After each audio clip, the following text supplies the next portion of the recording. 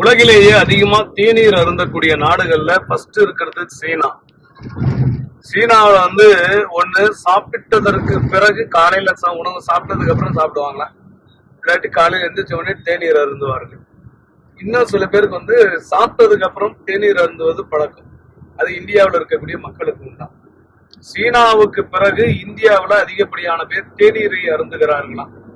அப்புறம் ஈரானு, இஸ்ரேல், அப்புறம் பாகிஸ்தான், இந்த நாடுகள்ல தேநீரை விரும்பாத மக்களே கிடையாது. இந்தியர்களுடைய வாழ்க்கையில சராசரியா ஒரு நாளைக்கு 45 டீ சாப்பிட்ற மனிதர்கள்லாம் உண்டாம். 45 டீ இந்தியர்கள். சில பேருக்கு ஒரு டீ 2 டீயே செட் ஆகும். 45 டீ அதிகபட்சம் சாப்பிட்றாங்களாம். சாப்பாடே வேணாம், சாப்பிட்டுட்டு கையில் ஒரு சிகரெட் வச்சுக்கின்னு வாழ்க்கையே பறி கொடுத்த மக்கள் நிறைய பேர் இருக்கான். டம் அடிச்சாலே டீ அடிப்பான், இல்ல டீ அடிச்சாலே டம் அடிப்பான். இது மாதிரி டீக்கு அடிமையான மக்கள் எண்ணிக்கை சீனாவோட உண்டாம்.